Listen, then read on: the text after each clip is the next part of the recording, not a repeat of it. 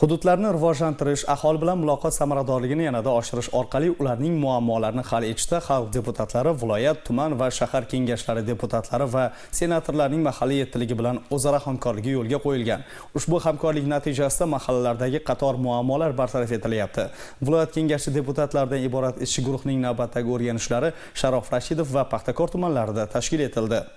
Deputatlarning tumandagi o'rganishlari Yashil makon umummilliy loyihasi doirasida amalga oshirilgan ishlar bilan tanishishdan boshlandi. Deputatlar olib borilayotgan ko'kalamzorlashtirish ishlari, bog'lardagi daraxt va ko'chatlarning parvarishi, shuningdek, fuqarolarning dam olishlari uchun yaratilgan shart-sharoitlarga alohida e'tibor qaratdi. Mas'ullarga bog'ni yanada obodonlashtirish, yashil hududlar ko'lamini kengaytirish orqali aholi uchun qulay sharoitlarni yaratish yuzasidan zarur taklif va tavsiyalar berildi. Ishchi guruh tomonidan tumandagi Yangiobod mahalla fuqarolar yig'ini hududida amalga oshirilayotgan yirik infratuzilmaviy loyihalar, xususan 10 gektar maydonda barpo etilayotgan zamonaviy yashil park va ochiq osmon ostidagi amfiteatr qurilishi ko'zdan kechirildi. Paxtakor tumanida bugungi kunda muhtaram yurtboshimiz tashabbuslari asosida infratuzilmani yangilash, xususan Paxtakor tumanida yangitdan qayta tiklangan demak sport maktabi, shuningdek sohil bo'yi aholi dam olish maskani, yashil makon umummilliy dasturi asosida yaratilgan demak hokimlik bog'i ko'zdan kechirildi hamda tegishli mutasaddilarga tushuncha va tavsiyalar berildi.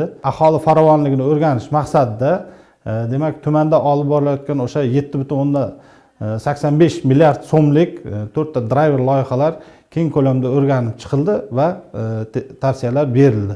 Senatimizning 102 sonli qaroriga muvofiq barcha viloyat tumanlarimizda yoshlar maslahat guruhi tashkil etildi va shuningdek bugungi kunda Paxtakor tumanida ham xuddi shunday yoshlar maslahat guruhi o'z faoliyatini olib bormoqda. Bugun esa deputatlarimiz tomonidan yoshlar bilan to'g'ridan-to'g'ri muloqotlar olib borildi.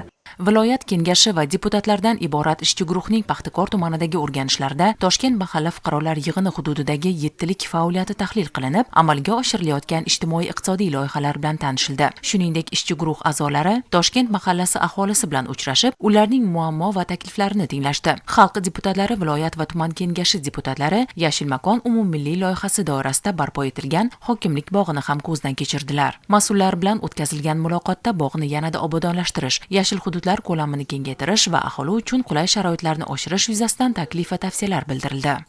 Albatta, har bitta hududda belgilab berilgan deputatlar shu amalga oshirilishi kerak bo'lgan loyihalar ustida ishlashi, uni qat'iy nazoratga olishi, uni ijrosini o'rganib chiqishi va tegishli muammolar bo'yicha rahbariyat bilan kelishilgan holda uni bartaraf etish choralarini ko'rish masalalari o'rganilyapti.